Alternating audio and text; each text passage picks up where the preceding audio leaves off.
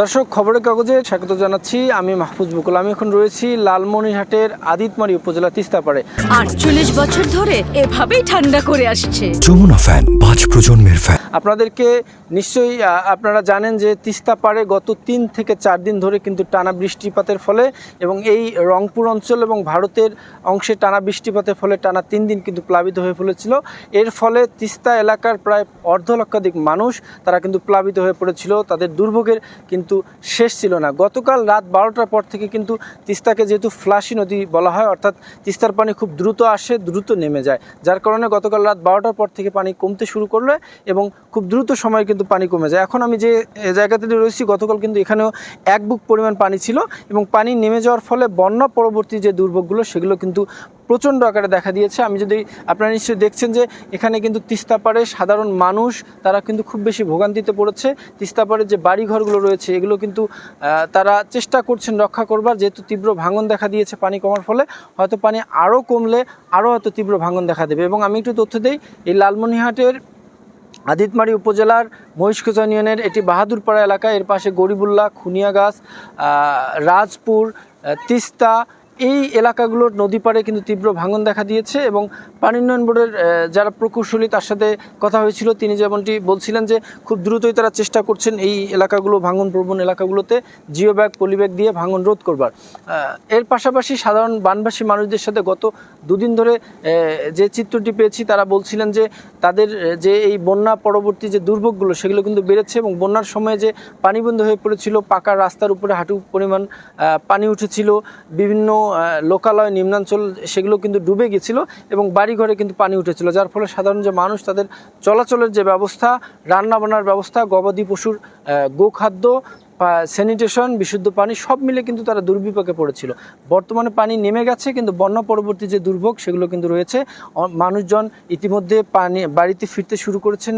যে এলাকাগুলো প্লাবিত হয়েছিল সেগুলোতে এসে তাদের বাড়িঘরে আশপাশ পরিষ্কার করছেন, চেষ্টা করছেন তাদের যে পরিচ্ছন্নতা অভিযান, পরিচ্ছন্নতা করে তারা আবারও স্বাভাবিক রূপে ফিরে আসার, জীবন আবারও সাজিয়ে তুলবার। কিন্তু তিস্তার পাড়ের যে মানুষগুলো রয়েছে সেই মানুষগুলো কিন্তু দুশ্চিন্তা এখনও রয়েছেন। আপনারা নিশ্চয়ই ক্যামেরার চোখে দেখছেন যে এখানে কিন্তু তীব্র ভাঙন শুরু হয়েছে, যার ফলে এই এলাকার মানুষজন, রাস্তাঘাট কিন্তু পানিতে তলিয়ে গিয়েছিল, ক্ষতিগ্রস্ত হয়েছে, যার কারণে রাস্তাঘাটের সংযোগ খুব বেশি ভালো না, যার কারণে নৌকায় করে তারা তাদের ঘরের চাল থেকে শুরু করে বেড়া এগুলো কিন্তু অন্যত্র আসবাবপত্র তারা অন্যত্র নিয়ে যাচ্ছেন, যেহেতু তারা দেখছেন যে আগামী 1-2 দিনের মাঝে তাদের ভিটে মাটি সব কিছু কিন্তু বিলীন হয়ে যাবে। এবং তিস্তার এই ভাঙনে লালমনিরহাট জেলা এ পর্যন্ত 15 থেকে 20টি পরিবার, বাড়িঘর এবং ভিটেমাটি সহ ফসলি ক্ষেত সেগুলো কিন্তু ডুবে গিয়েছে। তিস্তার এই অবস্থায় যদি এই বন্যায় কৃষি ক্ষেত্রের কথা বলি, কৃষি অফিস লালমনিরহাট যে তথ্য জানিয়েছে যে প্রাথমিকভাবে এই বন্যায়, এবারে বন্যায় 833 হেক্টর রোপা আমন সেগুলো কিন্তু পানিতে নিমজ্জিত হয়েছিল। এর মধ্যে 45 হেক্টর জমি শাকসবজি সেগুলো পানিতে প্লাবিত হয়েছিল এবং 3 হেক্টর মাসকলাই।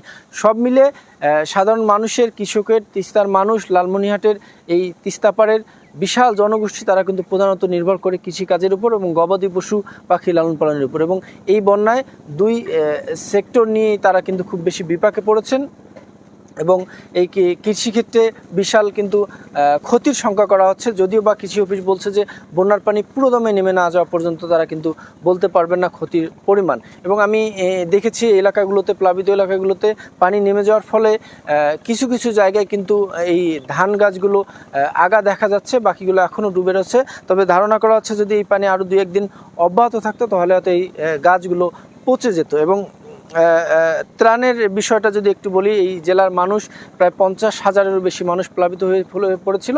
জেলা প্রশাসন থেকে জেলা প্রশাসক তিনি কিন্তু এই বন্যাত্র এলাকা গতকাল পরিদর্শন করেছেন এবং তিনি বরাদ্দ দিয়েছিলেন নগদ টাকা এবং চাল। কিন্তু বন্যাত্ররা বলছেন যে এই বরাদ্দ কিন্তু প্রয়োজনের তুলনায় খুব বেশি অপ্রতুল, কারণ যে পরিমাণ মানুষ পানিবন্দী হয়েছে সেই পরিমাণ মানুষ ত্রাণ বা সাহায্য সহযোগিতা পায়নি, বা যদিও বরাদ্দ দেওয়া হয়েছে হয়তো বা দুর্নীতিগ্রস্তের কারণে অথবা সঠিক ন্যায্য যারা যে পাওনাটা পায় সেটা না পাওয়ার কারণে হয়তো বা তারা এই অভিযোগগুলো তুলছে।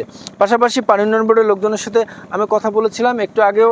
পানি উন্নয়ন বোর্ডের লালমনিরহাটের জেলা প্রকৌশলী তিনি কিন্তু এই এলাকাগুলো পরিদর্শনে এসেছিলেন এবং তিনি যেটি জানিয়েছেন যে এই লালমনিরহাটের বাম তীরের যে এলাকাগুলো রয়েছে ভাঙন প্রবণ, সেই এলাকাগুলো তারা পরিদর্শন করছেন এবং তারা উপর মহলে জানিয়েছেন ইতিমধ্যে ভিডিও আকারে, ছবি আকারে, এবং তারা খুব দ্রুত সময়ের মধ্যে বরাদ্দ বলে এই ভাঙন রোধ প্রকল্পে কিন্তু তারা ব্যবস্থা নিতে পারবেন। সব মিলিয়ে বানবাসী মানুষরা বলছেন প্রতি বছর বন্যা বারবার আসে যায়, ভাঙন এগুলোর সাথে তারা মানিয়ে নিয়েছেন।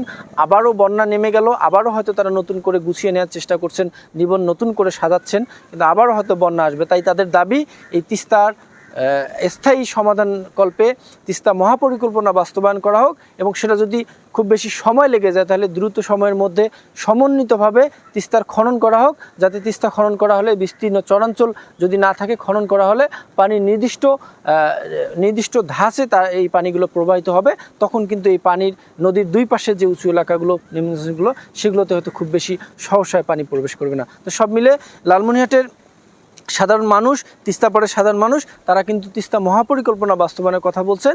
তারা বলছেন স্থায়ী সমাধান, বিজ্ঞানসম্মত সমন্বিত কোনো প্রকল্প নিয়ে এই মানুষদের দুঃখ যাতে ঘুচে। সব মিলেই ছিল আমার কাছে লালমনিরহাট থেকে তিস্তার পানির সবশেষ।